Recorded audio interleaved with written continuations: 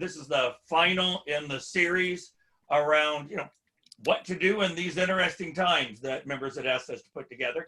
And we were done. We were done on Friday. And then Don Jenkins, Vice President and National Speakers Bureau, Division of Premier Speakers. Don, who you may have known from the last 4 years of panels that we've done on speakers bureaus.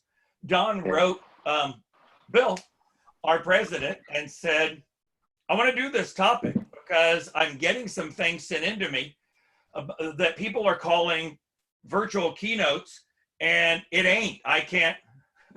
If I were to sell that, I would get an earful after it was over. So can I speak? I know your chapter. Can I speak to your chapter?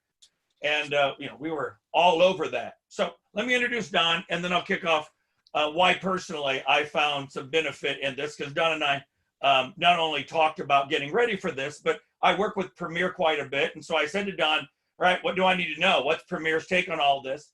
And I will say that when he sent me the link, some of the links we're going to see pieces of today, that I did have to go clean up a little wet spot on my desk chair because of how much bigger the expectations for keynotes were than virtual workshops and other things. So I thought I was ready and was not. I was just a little soggy after all was said and done. So Don is a 20-year veteran of meetings and speaking bureau industry, serves as an advisor and consultant to clients looking to enhance the meeting experience through effective use of education, program content, design, and public speakers. He's also been a consultant to aspiring speakers who want to know more about the business side of speaking industry. Before coming to National Speakers Bureau, he worked in operations management, wholesale distribution, had an 8-year stint in the Marines. Thank you for your service, where he focused on American Embassy security and met his wife in Finland. He has been an active member of Professional Convention Management Association since 2001, participating on committees, boards, task forces, and community events at both the chapter and the national level.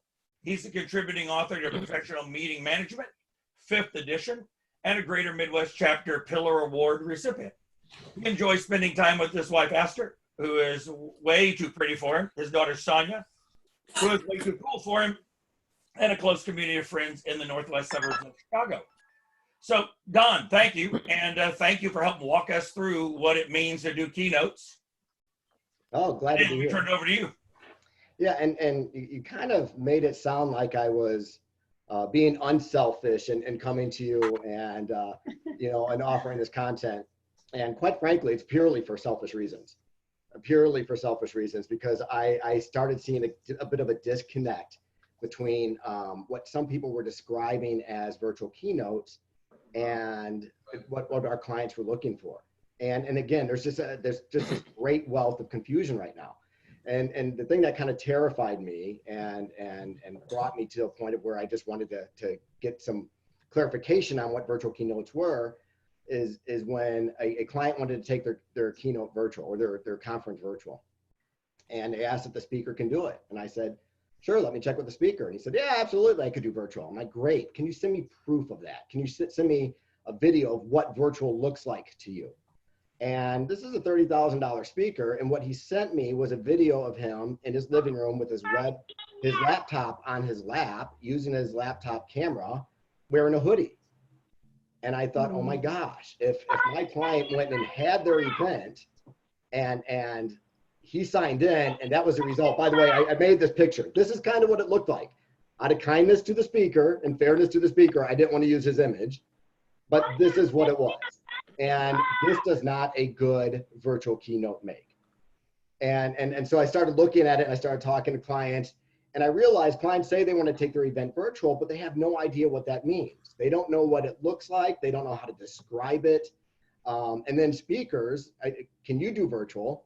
And they say yes, but again, there's no descriptions or terms to really define what they're delivering. And so I came up the line that said, if this was a webinar 3 months ago, you can't call this a virtual keynote today. It's still a webinar.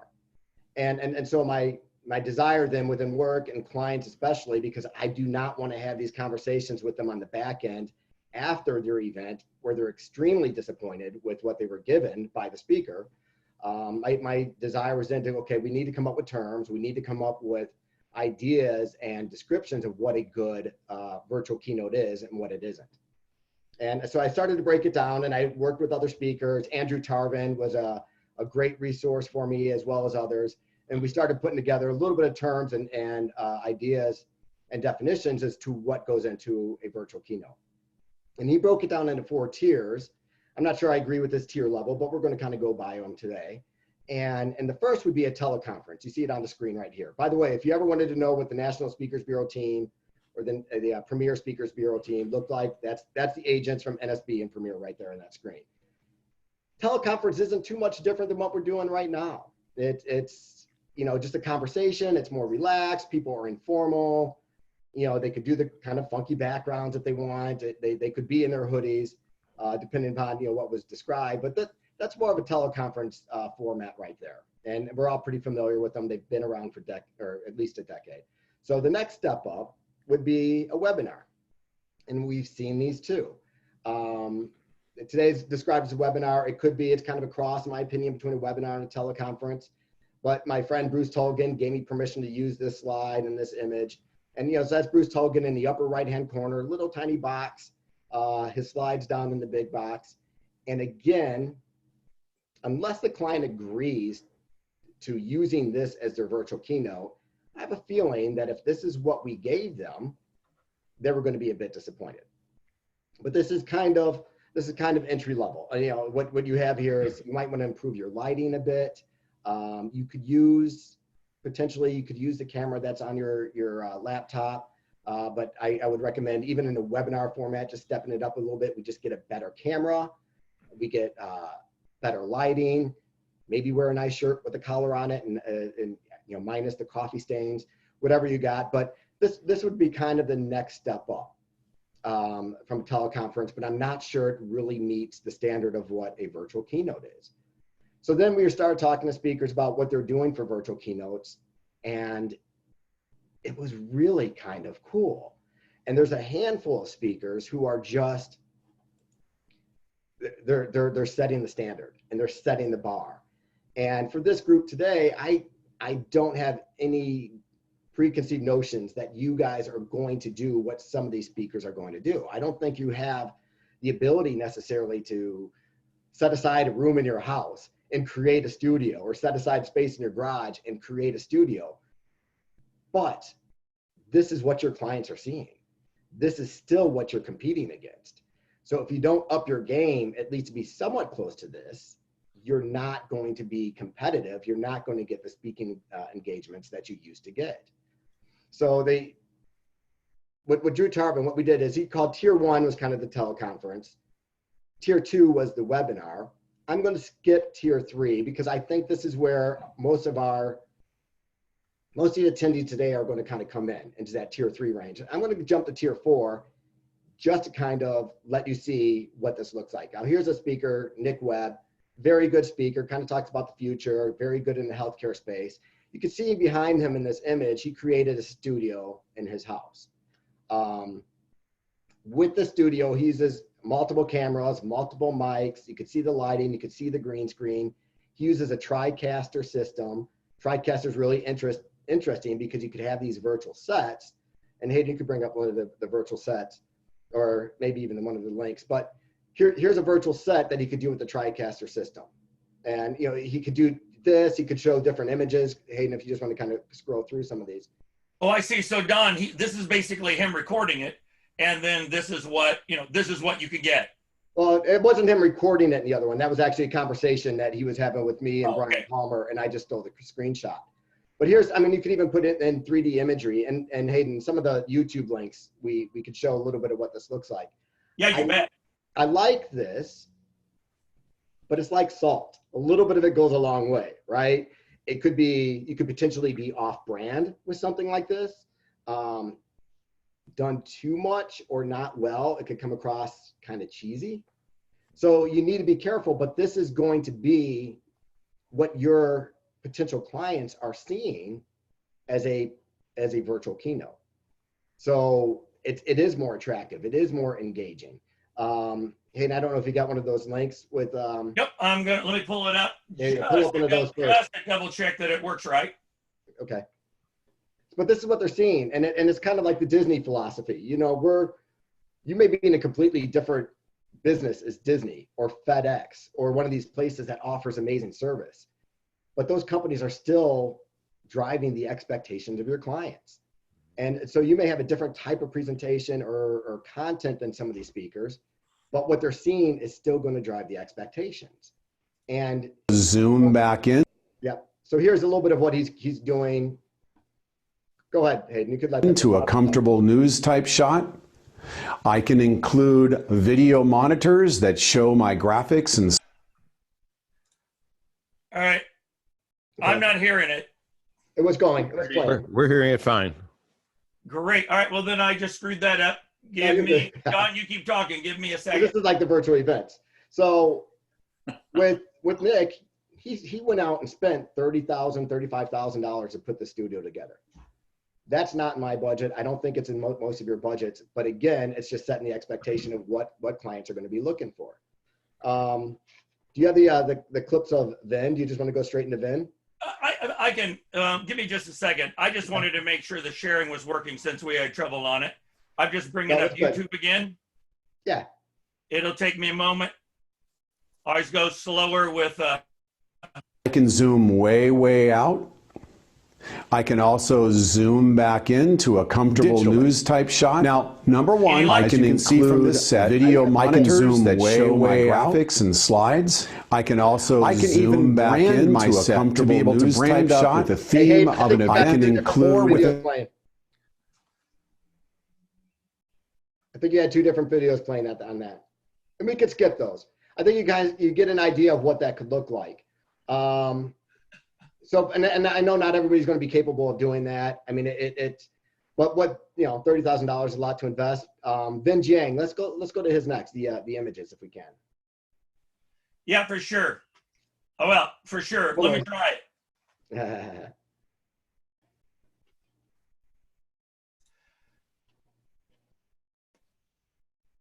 I can say it worked when we practiced. It did. I was there.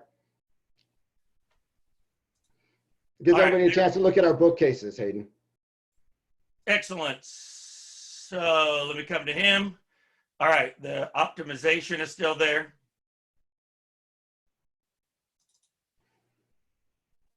This is temporary. But again, viewing this time as an opportunity to be able to educate our people, train our people, and develop our people, I think is a wonderful way to frame this moment of time. Now, also on top of this, during my virtual masterclasses, I think something that's very important for everybody to be able to learn is a little bit of magic. So I'm going to bring you over to this table over here. And what I've realized is that right now, since so many people are being stuck at home, in this masterclass, I can include a little bit of magic where I teach people magic tricks. And the reason why I believe this is so valuable right now, and hear me out just for a second, I believe it's so valuable to teach people magic right now because so many parents are stuck at home with their kids. And I can do a 10-minute magic tutorial session, or 30-minute if you wish. I'd rather you do 30. But if I do this, I can teach a little bit of magic so parents can engage with their children, which is going to help with wellness. And also, what's beautiful about magic is when you perform magic for someone, it just momentarily allows people to just escape. Astonishment is an incredible feeling that allows you to escape the current chaos that we're all going through. So I think that's why I've set up this kind of camera angle here, to be able to teach magic and to be able to have people experience something really cool. And to enhance my teaching ability, I've set up a multiple camera setup so that you can experience magic, but also I can teach you magic effectively. So I think between what I'm able to do with the virtual masterclass, equipping your people with great communication tools to help them. And just maybe go back to the first screenshot of Vin on the PDF, the PowerPoint. So you see what he's got there. He's doing his own switching. He converted his garage in LA. He's doing his own switching. He's got about a 5-camera shoot. He's also incorporated activity. You know, people say it's going to be hard to be interactive virtual. It is. It's going to be ridiculously hard to be interactive virtual. And you can just slide through some of the Vin Jiang ones as we go, as I keep talking. But there's ways of doing it. You know, there's app. You could do the chats. There's an app that I'll get into later with Phil Hansen that he uses where people were able just to text in questions. He could stop, he could take questions. Then even found a way to do 3 magic tricks with people who were attending virtually and kind of figuratively bring them on the stage and do these tricks. But you could see the what he's doing there. And here's another one, Phil Hansen. And I'll go through a couple of these with Phil. He's got a studio that during his conversation, he's walking through the studio. He's taking you at different parts of it. He's showing you different looks in this image. And then he goes right above, and he has an interactive exercise where he has the team draw, and pause on that one for a second too there, if you could, Hayden, where he has people draw a cartoon. And the same time, he's interacting with them and taking questions through an app. And they're texting him in, and he could do 50 minutes easy because it's so interactive, so interesting, and he keeps changing the sets. Go back to the next one. And I'm not recommending any of you do this. Go back or go forward? No, I'm sorry, the next one. Yeah, perfect, yeah. Plexiglass. Don't steal his idea. This is a great idea that he has. Don't everybody outside, everybody in the virtual meeting today go out and buy some plexiglass at Home Depot. But this is just a creative, cool way that he's found a way of mixing it up and doing something cool with the virtual. The camera's behind, he's drawing on it just like he would a whiteboard and drawing an illustration, but it's funky, it's interesting, it keeps people engaged, they're getting different looks. It's not just him sitting in the chair like I am now, and he could do 50 minutes and keep people entirely engaged the entire time. Go to the next one with him too. And he has a program. Oh, geez, I forgot the name of it here. I think you have it in front of you. Slido.com. So you see that monitor behind him. It's feeding the questions that people are texting in from Slido.com. And so he'll go to the monitor like 3 times during his talk, answer questions people may have. Completely interactive. You feel like this presentation is for you. It doesn't feel like it was pre-filmed in a can, given. I mean, it's in the moment, it's live, and you feel like this presentation was developed for you. And that's where we're going to have to be. That's where speakers are going to have to be in order to compete going forward. Now, granted, he's got the studio, Vin's got the studio, Nick Webb has this amazing studio. That's probably not in most of our wheelhouse. I get that, I understand, I empathize, but we need to be between that and a webinar. And I think what Drew defined as tier 3 works out very well. Go ahead and move up to Drew Tarbin. You bet. Don, let me just say that at the last 10 minutes, Jared Silver is back to help us kind of get an idea of what equipment and pricing would be needed at each of these levels. So Don, I appreciate that you're not saying most of us could come up with that kind of investment, but Jared could at least say what it would cost, especially for those of us, for those of you, I'm not in it, but those of you in the more entertainment space, what it would, what it would take to be able to do that kind of entertainment like Vin and Phil Hansen. All right, yeah, let me move forward to Drew's. And let's just play his video real quick. Well, before you start playing his video, I like it because he shows what can be done on a relatively small budget. And he kind of explains what the challenge was. He explains what the objectives were from the client. And then he kind of walks you through the tech. The image behind him, that was off-site, but now he has a place in his house. He's got to be happy at work. And you don't have to do what you love, but rather he's got a studio in his apartment in New York. Okay. No, here, you go ahead and finish it, and go ahead, and then I'll. You don't have to do what you love, but rather love what you do. So he's got a studio in his apartment in New York. Yeah, I was scheduled to speak for a client, and it was going to be a fantastic opportunity for people less than 2 years in the organization to learn some tangible tools and takeaways that would help them in their career. Then COVID-19 happened and everything shut down. But in conversation with the client, we recognized that these employees were still... Okay, it's gone. So that backdrop you see behind him right now on the screen, that was off-site. Now he's got a cool spot in his loft in New York that looks kind of urban, but everything else he says still applies. So I don't know, Hayden, if you kind of just want to rewind this back to the beginning. You bet. Sorry about that. I can't tell on my screen that it's I can't hear it, so I can't tell that it's playing. I'll let you know when it's playing, but it's not yet. So if you just want to hit the link on that one, or maybe go back to the slide and come back in. We have the audio. The video's choppy, but we can at least hear it. To be happy. Got it. In my world, it's paused. So let me just go into the share screen, make sure we got the boxes checked. Cool. Perfect.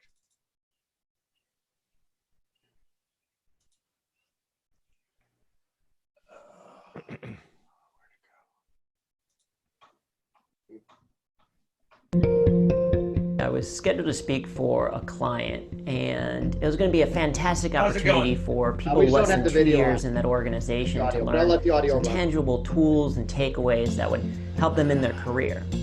Then COVID-19 happened and everything shut down. But in conversation with the client, we recognized that these employees were still looking for education. They still needed inspiration, and they still wanted humor. We realized, hey, somebody with more, I'm gonna stop right here. Somebody with more, because you need to see it. Somebody with more Zoom skills than I have, I'm getting a message I've never received that says, please move this window away from the shared application. Anybody know what to do with that message? Ask again, sorry. Please move this window away from the shared application. You've got something underneath it. Can you take, Hayden, can you take your cursor and click on the outside screen and move it to the edge of your screen? There you go. There you are. Oh. Thanks. Let me share screen again. Lucky guess. See, that's a pretty good lucky guess. This is why we figure out virtual events. This is going to be the challenges for the next few months while we get this thing up and running. Our ideas could come together. I'm really excited to welcome you to our first virtual career day with you all in Boston. You know, I think especially now, humor and learning to adapt to where we are is so important. And I believe that Andrew's message and his philosophy will really resonate with you. I'm thrilled to turn things over and officially welcome Drew Tarvin to your screens. The beautiful thing is with technology can be coming to you live virtually from New York. It was important for us to still create an experience. We didn't want to do a webinar, we wanted to do a virtual keynote. We wanted to be informative, engaging, and entertaining. So we focused on increasing the standard production values. Not only will you see this wonderful view of me, you'll also get a chance to be able to see just my slides. You'll also get a picture-in-picture view, so a combo of those two things together, where you can see me and the slides. And then finally, we also have an additional angle. This is kind of my vanity angle. We also incorporated interactive exercises. I want to demonstrate that with a quick activity. So this you can do at home. So again, on your right hand, give a thumbs up. On your left hand, give a finger forward. And then now just switch the two. And you can switch back and forth, back and forth.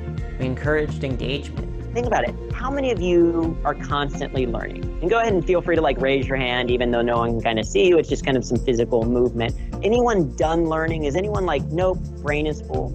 And took advantage of virtual features like the chat. Go ahead and type in the chat. What are the things that you're trying to learn right now? What are the things that you would like to improve? So I want you to answer this question in the chat. What's not wrong with your life? We also put an emphasis on compelling, relevant, and funny content.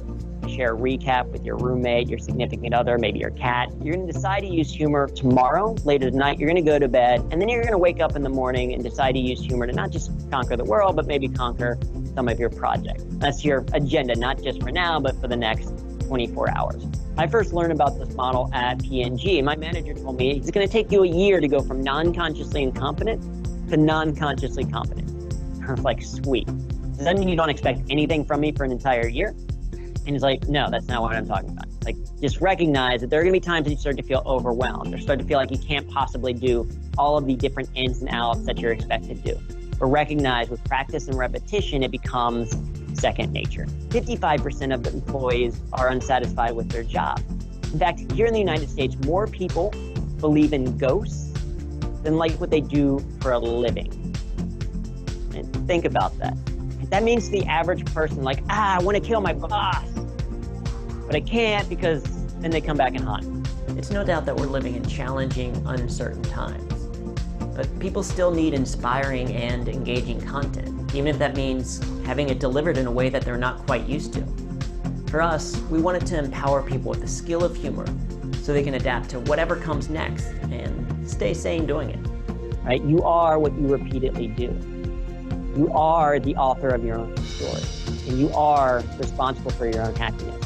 So why not choose to be more productive, less stressed, and happier? Why not choose to get better results and have more fun? Why not choose humor that works? Thanks, Hayden. Yeah, so just go to the next slide with him then. So I think this is going to be where most of the people on this list are going to live. It's simple. It's a 2-camera shoot, maybe a lapel mic, maybe some better stepped up mics on your camera. Yes, we're going to have to increase the camera quality that we're using, but not hugely. And he produces it himself with a clicker, just like Vin Jiang, how you saw him just reach over and hit something. All that was produced by himself, and the switches were all seamless. But this, go through like some of the slides on Andrew, if you could, just for like a couple seconds on each. You see, you know, how the slides are up in the right-hand corner, then it's him. Then he's given us a different angle. Then it's just him. Then it's just the slides. Very easily with simple hardware, he was able to put this together and produce it himself. You don't need the big production company. And go down to the equipment list, Hayden, if you could. And he sent me his equipment list that I'll be happy to share with anyone. And he gave us options. To be happy. So, and he gave us options on them. And when I looked at them, I went through Amazon and everything else, and I kind of priced it out. And do you see where that is, Hayden? Yep, I'm coming right there. There you go. Come back. Yeah, just simple stuff like this. I priced it out, and on the next one, Hayden, I saw low end. He was about between $800 to $1,000. High end, you're at about $2,500 to $3,000. Now you don't have to go out and do this all at once. It's kind of like your house, right? When you first purchased your house, you didn't go out and try to furnish every single room at the same time. You know, you borrowed furniture from friends and family. My wife and I still have furniture in our house that we bought at the Scratch and Dent at Wix and the clearance floors of furniture stores and garage sales. You don't have to go out and do it all at once. You could buy that one good piece and just, as time allows and as your budget allows, upgrade. Add another piece there, add another piece there. But for about $1,000, you could kind of get in at the entry level and be more competitive with the other speakers out there. I don't think virtual is going to go away. I don't think it's ever going to be as big or as popular as in-person events. There's always going to be a need for those, but we're going to see virtual stick around, and we're going to see the number of virtual events increase. After September 11th, yes, I had hair during September 11th, but after that, we saw people toy with the thought of going virtual, and it never really took off. During the recession, again, people played with the idea of virtual. It never really took hold. I don't think it's going to go away this time. It's going to be here.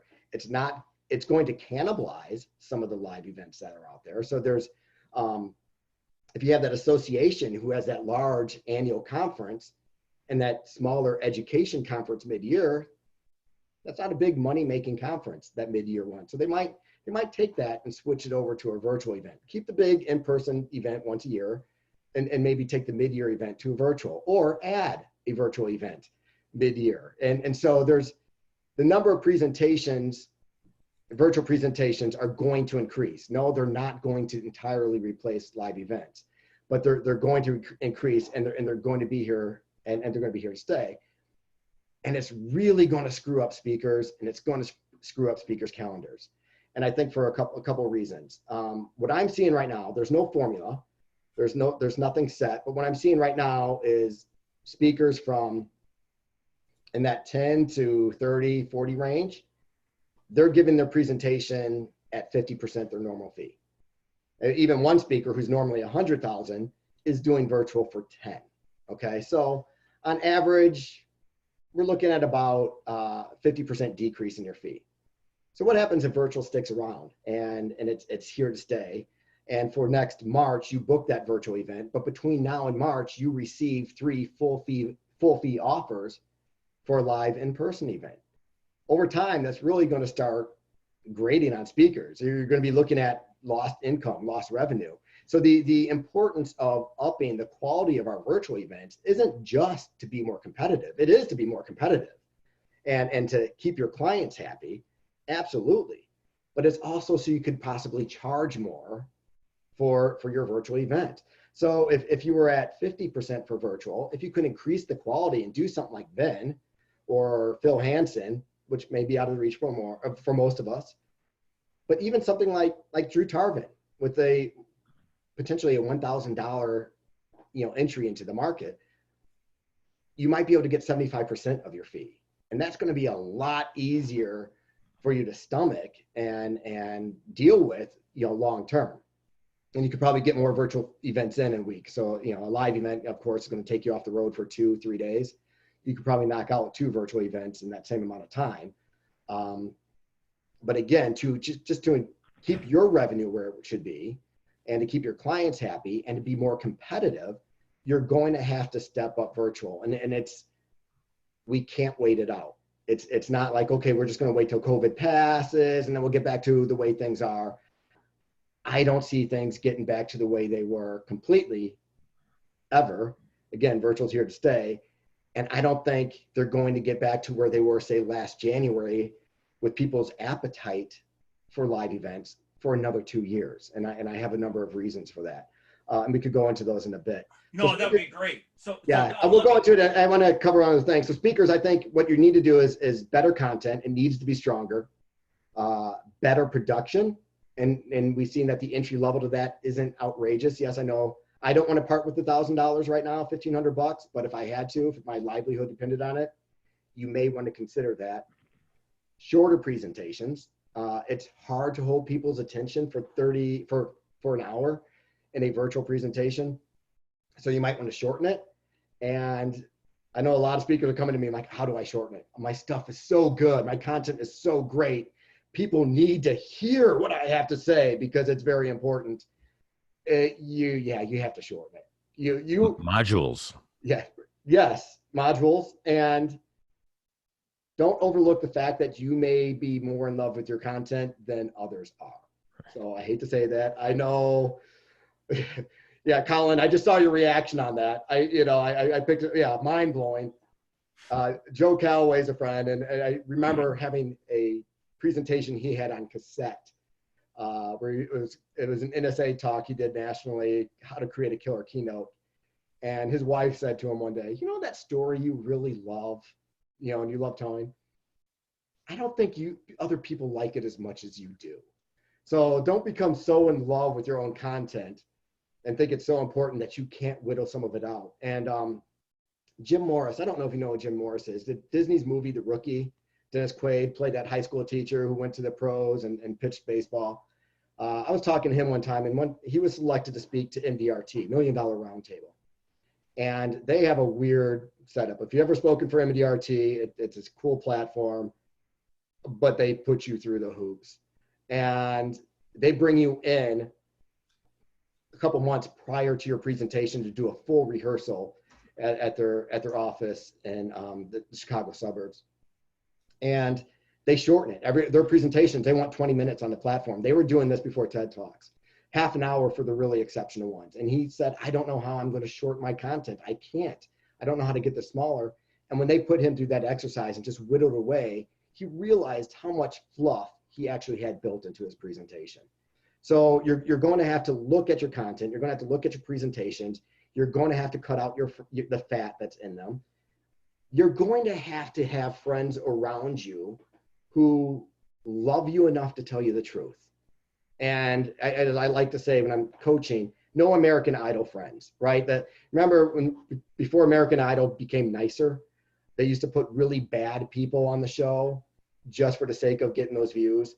And the judges would say they were horrible. And they would say, well, but my friends say I'm great. Yeah, they're not your friends. They're not your friends. So don't surround yourself with people who love you enough to put their fingers in your chest and say, yeah, get rid of this, do this, and lovingly and kindly tell you the truth. The presentations on virtual just have to burn.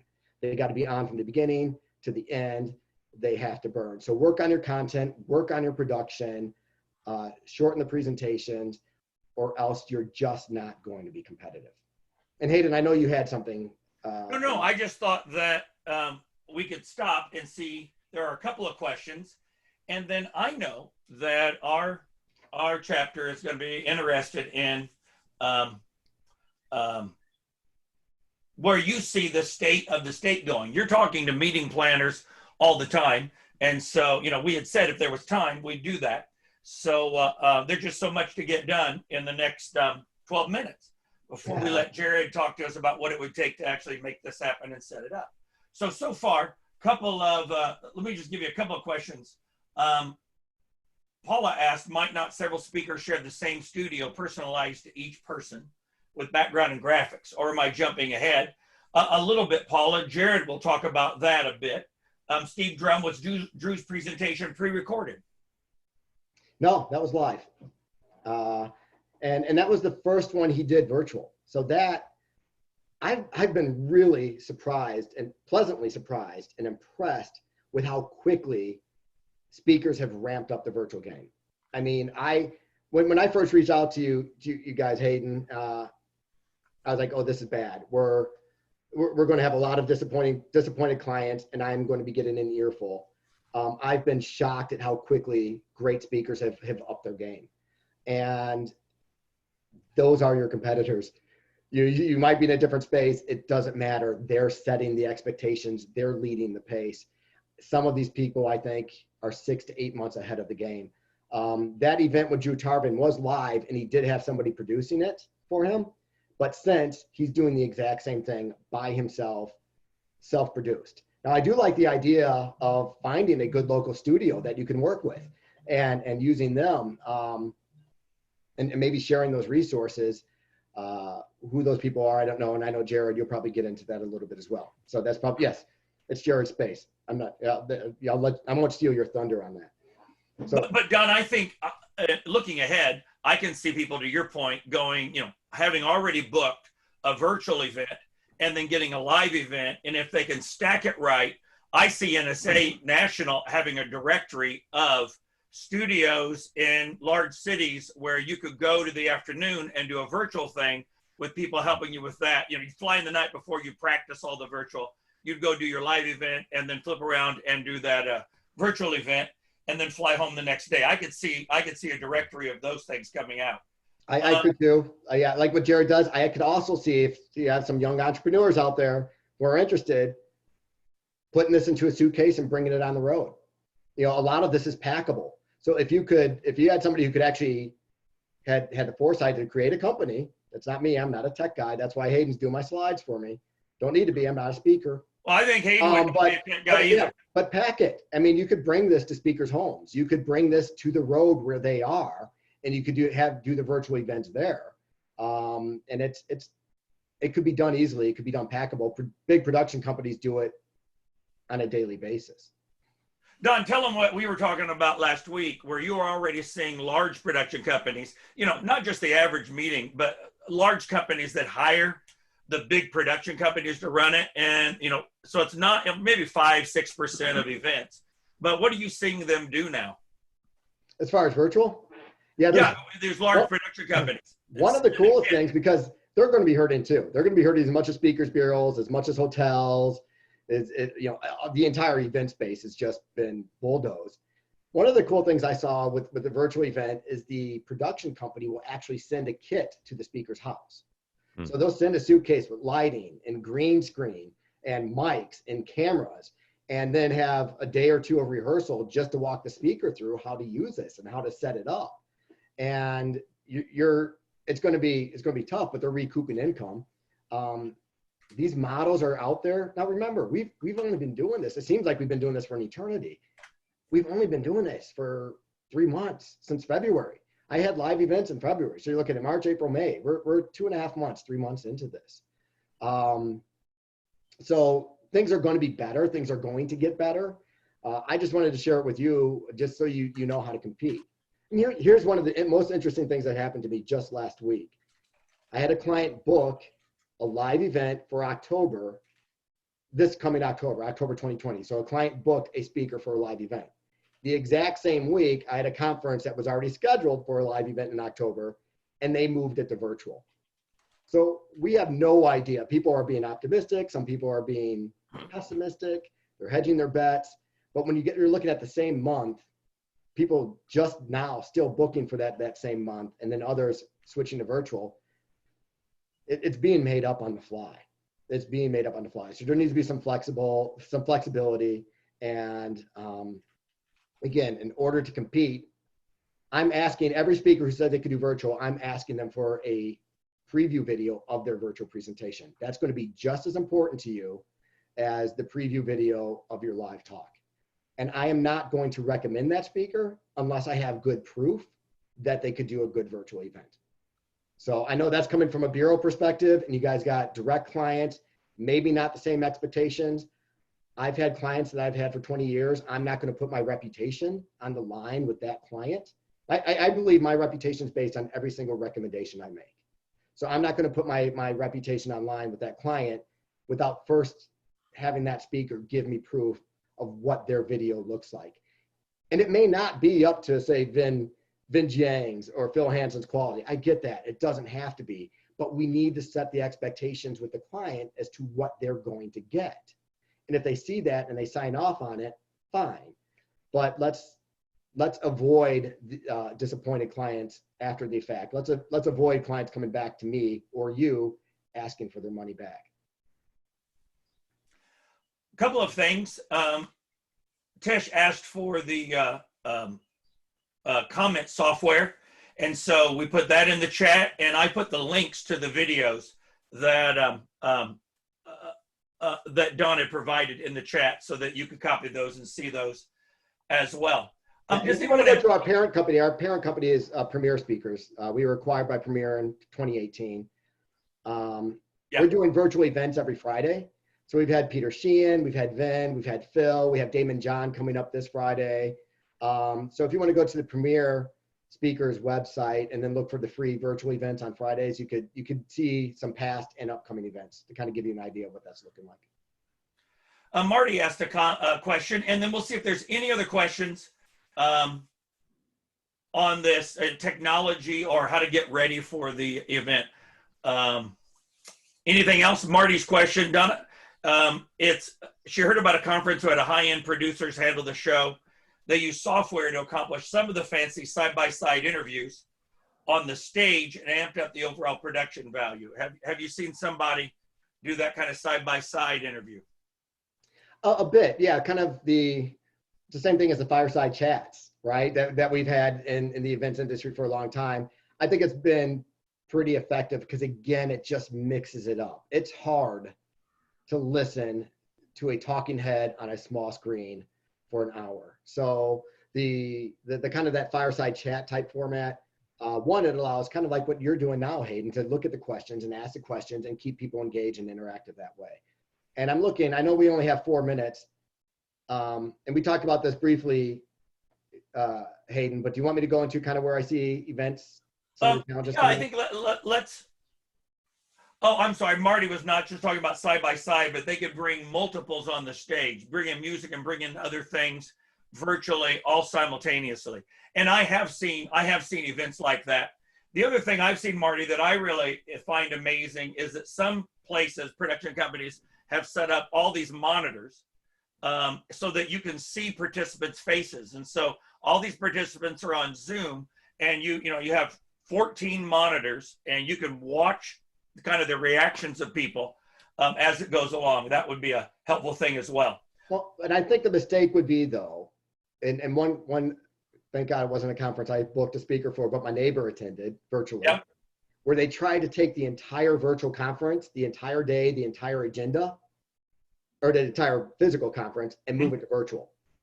And I think it's a mistake to try to make virtual events just like physical live events. I think that's a mistake. We need to recognize that they're virtual events and just make them better. and there's a distinction in that. All right. Well, two thoughts. The first one is I had a client downtown who was talking about going virtually or postponing.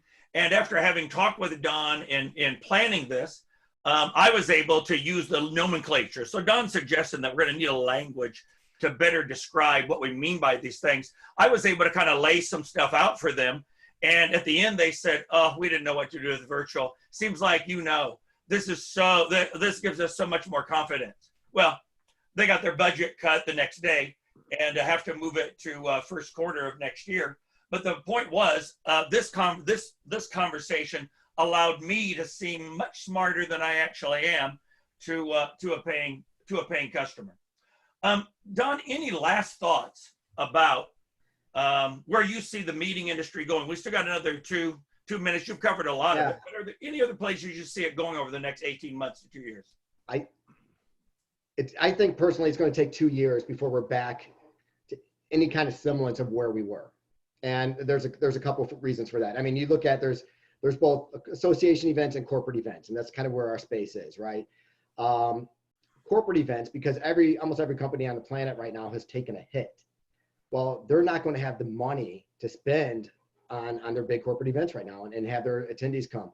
So they're either going to, if they are having an event, they're going to shorten it. They might go virtual, or they're shorten the event to instead of 3 days to 2 days or a day and a half.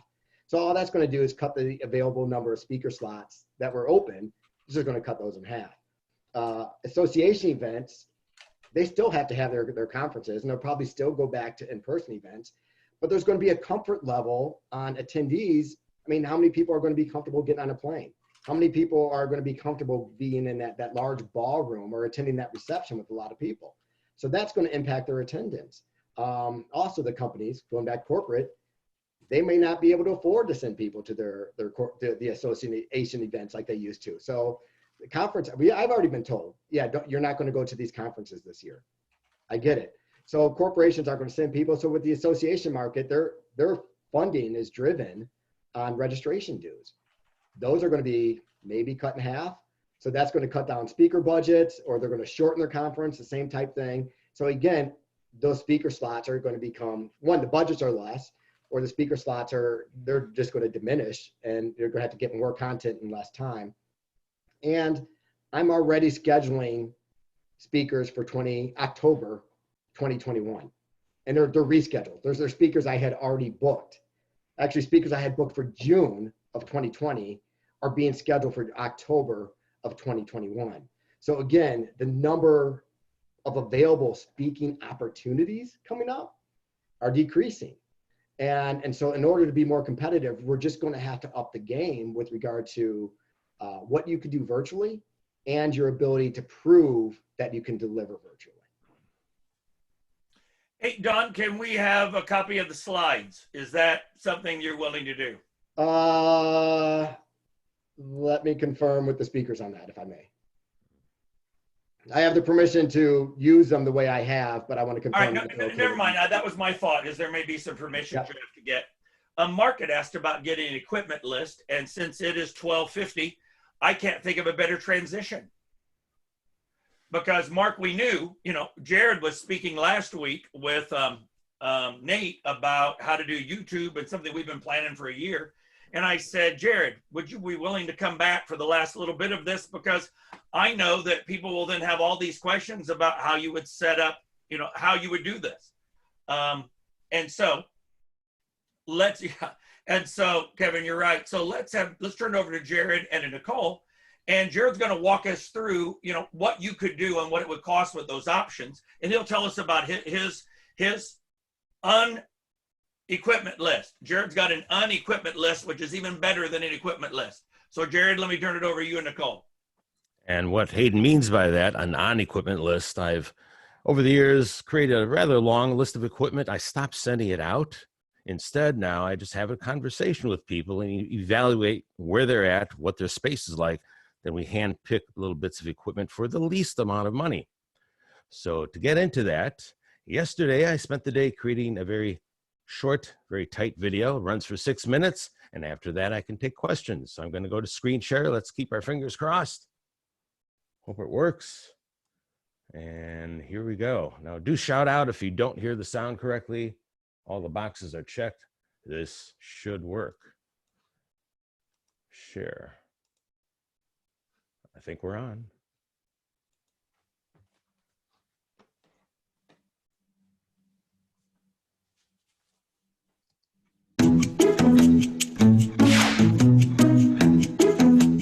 I'm about to share 3 different levels of virtual presentation that you can leverage to win more business and earn more money. Now, one of these examples may feel spot on for you, or you may feel comfortable using elements from several to create your own variation. Whatever direction you decide to take, I'm available to guide you through the production aspects. I believe we're all in agreement that it's time to raise the bar well above the typical webinar. This starts with the basics of crisp, clean sound and picture. That means using the rule of thirds when positioning yourself in the frame. That means have your content ready to go, just as you do when you're about to take the stage, literally and now figuratively. You see, when you're doing a screen share with mom, go ahead and wing it. Use the internal mic on your device. Be aware of the lighting, but don't sweat it. But as an authority and public speaker, whether you speak to sell or give keynotes, you are held to a higher standard. It may not be verbalized by your audience, but you know what? They're expecting more from a professional like you. This is an example of the easy, crisp, and clean virtual presentation. For clean picture, we're using subtle reverse gradient lighting, so a computer or a smartphone camera can easily provide proper exposure and color balance. I'm using the camera in my laptop computer right now. It's set a tick above eye level to avoid the nostril damus effect. That means you're not gazing at my nostrils, and I'm not looking down my nose at you. For crisp sound, since I'm sitting in just one spot, there's a boom mic just above me and out of the picture.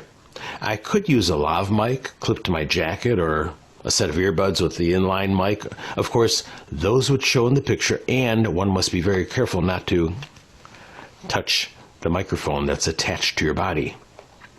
The easy, crisp, and clean option can be used for pre-recorded presentations or live broadcasts.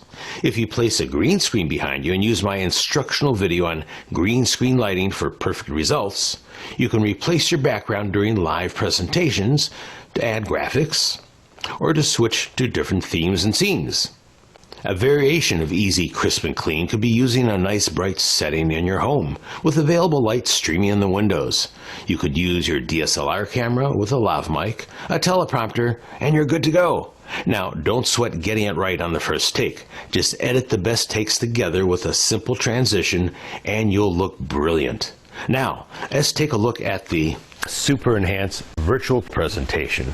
This level of presentation will allow you to walk about a virtual stage, sharing videos and graphics just like you do on the real stage. You can jump from this to full screen, then jump back to the stage and then back to a gallery view for some live interaction with your audience. The super enhanced virtual presentation is something I can coach you to handle 80 to 90% on your own. My colleagues and I are here to support you. The investment to bring you to this level could be several hundred or several $1,000s. A discussion to determine where you're at right now along your video production skill path will determine that. The important thing to consider is, can you really afford not to raise the bar? Can you afford not to put yourself in the position of commanding premium virtual speaking fees? No one knows where this new normal is going to bring us, but we do know that a proactive approach is much wiser than a reactive approach. If you'd like to go into this level of production, my crew and I can accommodate you. And you know what? Don't sweat doing a single take. We don't need to stream it live unless you want to. We'll edit together your best takes. Now, the production cost or investment can range anywhere from $3,500 to $5,000 or more. But if this level of virtual presentation wins you multiple $15,000 to $35,000 fees, it may be well worth the investment. So what questions can I answer? Jared, I'm gonna interrupt. One of the things, because people are asking us some great questions, and And can Jared send an equipment list? Here's why he has an unlist. He has graciously, as he's been one of our sponsors through the years, Jared has graciously offered to any of our chapters, you know, Wisconsin, Michigan, or Illinois, if you want to jump on the phone with him and take your camera and show him what you've got in your space and tell him what equipment you already have, instead of sending you a general list, he'll actually find out what chair you want to work at and then tell you what it would need to supplement what you have. So he'll give you a customized, what do I do in my space kind of consult, and just kind of, it's just an offer he made to help people out. And then he'll send you this customized equipment that he recommends for you rather than trying to find your way through an equipment list. I thought that was a huge offer for people rather than just a general equipment list. And well stated, because you may be able to jump to a tier that you didn't think of for very little money.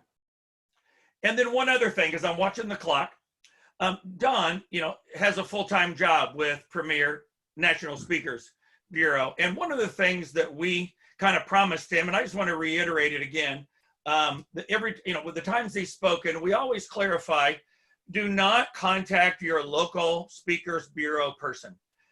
It's hard to get Speakers Bureau people to want to speak to speakers because then they get hunted down like dogs. People all come by their home, try to mow their grass, offer gifts of a bunt cake and stuff like that. And so we just say it again, if you would please not contact Don, that would be great. Now, so let's officially say goodbye, and then anyone who wants to stay on for Q&A will do that. He said, who's got some questions for either? I have a question. This is Tish. It's actually a two-part question. I really love the idea of the speaker being on the screen as well as the slides. What technology do you use to be able to create that kind of experience? And what kind of technology do you use to switch the different views? Tish, you could use that right now because you're using Zoom now. The only additional element you need would be an inexpensive video camera. And there's several converters made depending on your camera and computer. They're about $100 to $200. They'll take the signal from the camera, put it into your computer, then you just use your Zoom screen share. You switch between the two. Okay, so the converter would help you to switch, so I can have me on screen and then put my slides on screen by way of this converter. Well, the converter allows you to the converter allows you to plug your video camera into the computer, so you have a better view for Zoom. It's a crisper image. The first half of what my little video was using the laptop computer camera, which is okay, but you probably saw an increase in quality. Went to the second part with the screen thing. That was using a separate video camera along with Zoom. Okay. Or you can do it just like I can't remember his name now. Drew. I was going to ask you, Jared. Drew had that kind of picture in a picture. Drew, yeah, that's Drew's using a TriCaster, which I've used too, and the last fellow was using a Sling Studio system, was what I have. So we could literally come to your home and do that, or you can come to the studio and we can do a multi-camera, multi-components, video clips and visual elements and blend it all together as you go live, or it can be recorded too. Takes a little pressure off the presenter. Ish, one of the things that I did a bit of searching on live streaming software. And I have downloaded a software called OBS, which is kind of an industry standard as far as I can see. It's actually a free software. Now, there is quite a learning process involved in it, but it does allow you to share screens, drop additional video in, etc. But there's also another outfit called Be Live, which apparently is good also. But I would do a search for live streaming software or live streaming capabilities and see what is out there. But there is definitely learning curves, and I've been trying to figure it out for the last 3-4 weeks. I've been on a few conferences where other people have used it, and they're having difficulty as well. But it is an answer, I think, to some of the things that Jared and Dan have spoken about. Hey, let me jump in. Don, you go ahead. I think the software is a little less expensive, but they also have those little switching boards. It kind of just, my thought is don't try to do it all at once. I mean, you need to get better and you need to get spun up quickly, but you could do it in pieces and you could do it in stages. And I think what the services Jared offers are great too. I mean, don't make the investment. He's already made the investment. But there's software. You saw the one thing on Ben, the magician, where he would just reach over and hit something. And so there's both the software and there's the physical switchers, and where you could already have just whatever screenshots programmed in. So you have 1 is you, 2 is you from this angle, 3 is you with the slide up here, 4 is the whole slide. And once you get comfortable with that, I think you kind of move around it pretty quickly. And to that point, Don, you don't need to do it all yourself. You can shoot separate segments, send it to someone to edit it together for you. Nothing to learn, except present and your timing to put it all together. I had a real quick question, gentlemen. Maybe something you would know with this. Don, Jared, I so appreciate you guys taking the time to do this. I'm doing some experimentation with a monitor behind me. I don't know if you can see this in the background. What I'm seeing is that it is a mirror image of what's in this. Does Zoom do that automatically? And I guess I should ask each of you, are you seeing a mirror image or is that just me? We're seeing it correctly. You're seeing it in a mirror and you can change it. But don't do that because then we'll see a mirror image. So what you have is perfect. And that's a great point. If you have a large monitor, that simplifies things immensely. Yeah. You can do your presentation straight through Zoom or with a separate camera, as I suggested. Put a big monitor right over your shoulder, and it's not virtual, it's real, and just switch the slides. Great idea. No learning curve, just some setup. And if it doesn't automatically do it, there is a setting down below where all of your, the panel is, where it says the stop video, that little arrow. Right, if you go to that, that's where you can, if the mirror my video is not clicked, then you can click on that. So if the gremlins change it on you, if the computer gremlins change it and you're seeing it correct, it's wrong. So you have to flip it. What other questions? Oh. Hey, by the way, Doris is right. The virtual auction for the chapter starts Wednesday, May 20th, and ends on the 27th. There's a chance to bid on lots of stuff. The association chapters, ours is no different, have to find new ways to help support their members, and frankly, new ways to support their members in ways that raise money. We wanted to do this podcast series for free, but as just part of your membership, since we know everyone's hurting. And then there's some things you can buy in the auction as well. Support your business, support the chapter. What other questions? I saw another one.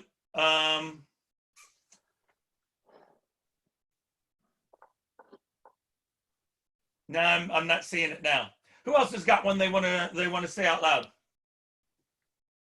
I'll just make a comment on the audio. Jared has a wonderful voice anyway, but the audio that's coming through from his stream is just streets ahead of anything else I'm hearing from anyone. So I presume it suggests that you got to invest in a really good mic as well. Any thoughts on that, Jared? Very good point. I like this one because it has the warmest sound. It's a condenser mic, and they're relatively inexpensive. Now, this is an old one. It requires a separate power supply, but the new designs have the power supply through USB, amplifier built into the unit, plug it into your computer, and you're good to go. Same with video camera. Even, well, I have to be sure, check on that, but mid-range price video cameras have XLR, which will power a mic like this, but there's got to be designs for the inexpensive video cameras, which nowadays are 4K. So the quality is incredible for the price. And I'm sure you can get a microphone like this to hook into those. Oh, I found it as I'm scrolling through. Now that videos is the new normal, video studios, well, we need to change our studio every year. So it looks different. Good question. Any thoughts on that, either of you? Well, that's what the virtual backgrounds are for. You can change it every day if you like, but I wouldn't recommend it. You want to pick your look, your style, your branding, and stick with it for a while. Yeah, I would keep it on point with your brand either way. So, the TriCaster with the virtual sets, one of the best speakers I work with, Peter Sheehan, said he doesn't want to use that because for him, he feels that's off brand. So keep your brand in mind too. And Jared could do things without those beautiful sets. but keep it within brand. And then the other thing is you're probably not speaking to the same group every time, right? So I think the same set could go for a pretty long time if you're having different audiences, just make it a little bit more contemporary. You know, I went back, you know, a couple weeks ago, I was looking at my backdrop behind me, the bookshelf. I'm like, oh, I need to clean this up. Too much crap, too much little knickknacks, you know, get back off. Got rid of them. And so just, you know, keep those in mind, keep a nice clean background. But here's something kind of funny. My wife and I were watching national news. I won't say which of the big programs. My wife goes, oh my gosh, this woman who's speaking to us right now is in her bedroom and her bed is unmade behind her, right? So yeah, keep in mind the background behind you. And it's, yeah, I wanted to, I should have stopped it and took a picture of it to use today, and I didn't, but so just keep those things in mind. All right, as we get close to 1:15, one idea that we had is that I know not everyone does keynotes as their major part of their speaking business and the way they communicate their content, the way they serve, but a number of us do. And so one thought was, as you know, just part of what the chapter offers, to create a mastermind for people who want to do something like this. And, you know, as Don pointed out, and Jared pointed out, put in the 30, get the technology, then put in the 30 hours of practice time until it gets down. So if people wanted to do a mastermind where there was a group of people who were kind of raising their game on this, that would be something that we could, you know, organize and, you know, get 3 to 10 people together on and make that transition easier and faster. So if you're interested in that, let Christy know, and we can organize, and I'll take responsibility to organize that from there, since that's something I got to get done now that I'm off vacation. All right, everyone. Thank you so much. And let me see if there's anything we've missed. See Twitter's Room Raider, Catherine said, that's great. Virtual backgrounds, fake backgrounds. Oh, Marty, that's a good question. Zoom fake backgrounds are hard without a green screen, and even with one, they can get wonky. But, you know, high-end green screen like Jared's talking about, that's a different animal. And what mic do you use when you're standing away from your computer, Valerie asked. Valerie, has that already been answered, or is that a follow-up question to Jared's mic conversation? It's a follow-up. Well, Great. What else would you like to know, Valerie? Oh, when he was standing, he didn't have, well, right now, when you're sitting, you've got the mic. That's right. That's the one I used in the video there was a lavalier mic. It was wireless, and that went to my camera for that sequence. Okay, so it goes to your camera, not to your computer. For that sequence, yes, that was to the camera. Okay. Since it was pre-recorded, is that correct, Jared? Because it was pre-recorded? Correct. But there is a way you can, if you're doing it live and you're using a remote camera, the camera then connects to your computer through that adapter I talked about, HDMI, so the sound goes with it if you're streaming live. Okay, thanks. And I've got one more question for Don, just to clarify as we wrap this up. Don, you know, so, Jared had mentioned filming ahead of time. What are you hearing when you talk to meeting planners who are considering virtual? Now that, you know, as you told me last week, just in the last 3 weeks, a number of meeting planners are settled on virtual as at least a dimension of what they want to do as they figure out where they're going next. So do people want the pre-recorded interspersed with activity and live? Or are they wanting the whole thing to be live like you showed us here? Yes. No, I mean, you mean both? Both. Yeah, I really am. Mixture. And it's not this or that, it's this and that in so many cases. And I think live has its strengths in your ability to interact. You know, I think we talked about it, you know, last week, where it's kind of like going to, you know, an NBA game and getting to see LeBron James over watching him on TV. I mean, there's just, you want to feel that event was for you. You know, and there's a different there's a different connection, I believe, when that event is live. I think it helps the speakers, actually. I think speakers do better when they know there's a live audience out there. Even with this, where I could see some of the faces. Colin, I got to see your face in that one. And I think they do better knowing there's a live audience. But then over recording. And it gives you great opportunity for interaction. So you can stop in the middle of it, like Phil Hansen did, and ask questions and answer questions and do those kinds of things, where now the attendee is feeling, okay, this event is for me. It wasn't something I could have gone out and got on YouTube. This event was for me specifically, and I had that chance to interact. So I think the connection is going to be better live, even though it's virtual. That said, pre-recorded has its strengths too. You're not running into the same, potential technical difficulties, right? So you could, not have the same, they could have it pre-recorded. So you could, and some people are going, okay, let's go live, but let's pre-record it also just in case. Right. So that's going to demand a lot more time on the speaker's end. And one thing a client just did, and I think it's kind of smart, is they're going to have the presentation pre-recorded, but then they're going to have the speaker come on at the end of it in the same clothes, the same backdrop, the same lighting, make it look like there's like a little bit of a blip or something, and answer questions live. So that it kind of gives people the chance to be interactive and ask questions. And maybe if the attendee was thinking, well, is this live or is it pre-recorded? Towards the end, they may think, oh, this was for us. This was a live talk. So there's ways of mixing it up and doing a little bit of both. And Jared, I mean, I think you did a really good job too of showing, even with your very good virtual talks, don't just have you speaking. I like how on that Phil Hansen video, he showed animation, and then he went to video, and then he has this, and there's, you could fill a lot more time that way. Yeah. But mix it up with animation, mix it up with video, mix it up with your slides, mix it up with interactive exercises, Q&As, do all those things. That's just not going to be me right here. Right. Well, Phil did a superb job. That was so well done. No, it was great. It's at that tier 4 level that we like to think of. Absolutely. That's right. He had a studio and some help. Now, before we go, I know I keep saying that, but Nicole has a Zoom suggestion.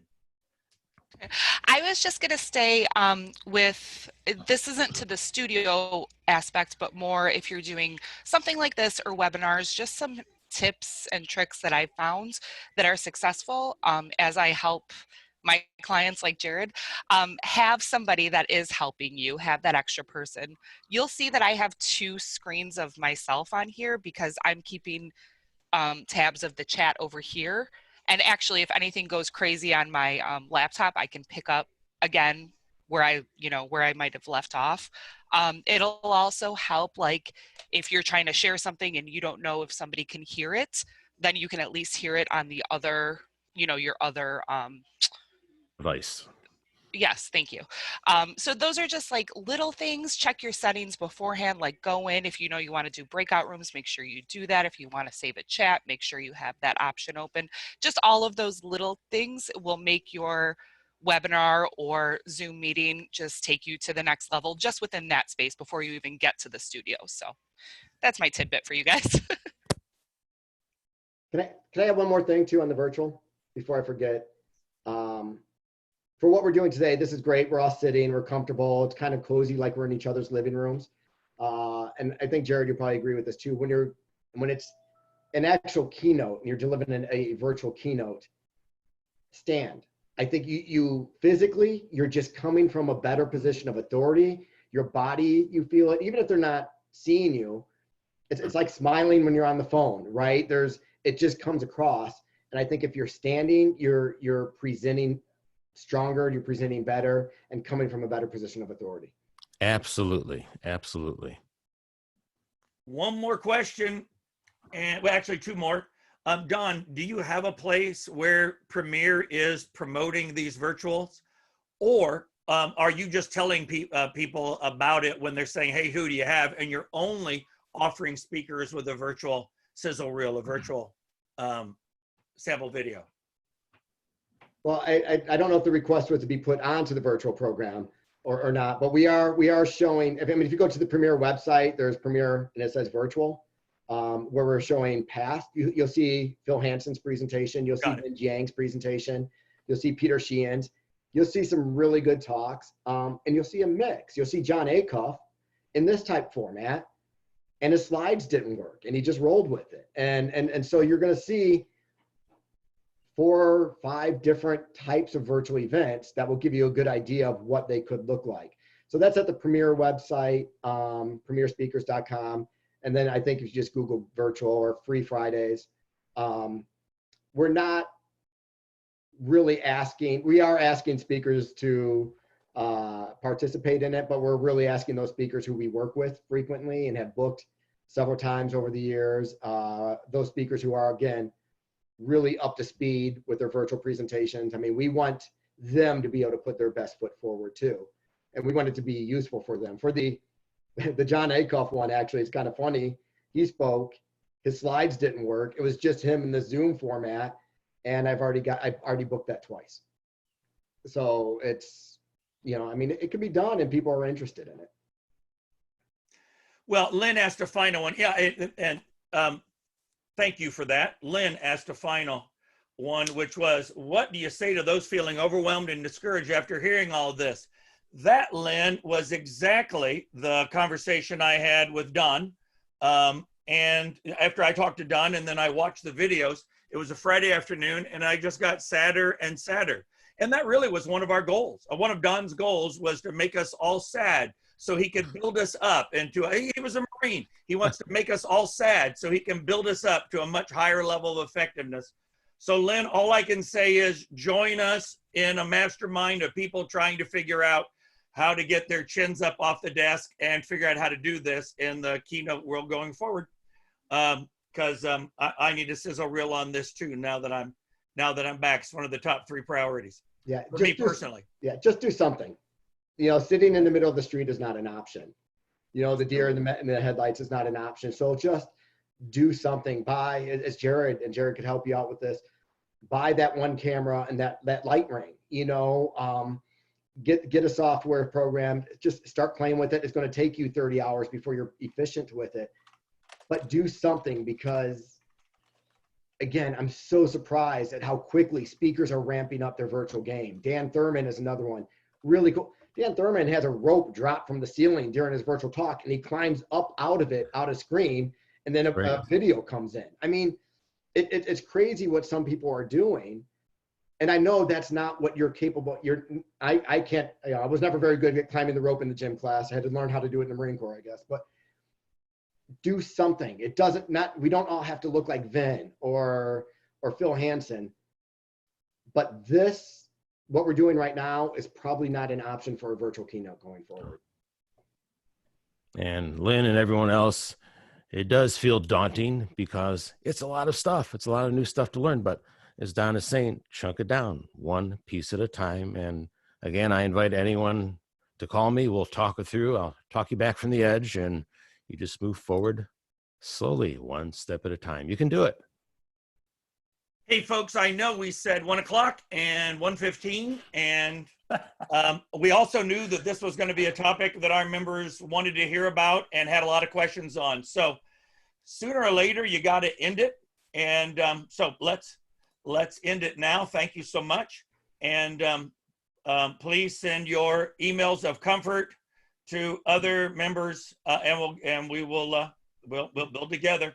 Thank you, fabulous Don, fabulous Jared, for your work and for your help. And have yourself a great rest of the week, everyone.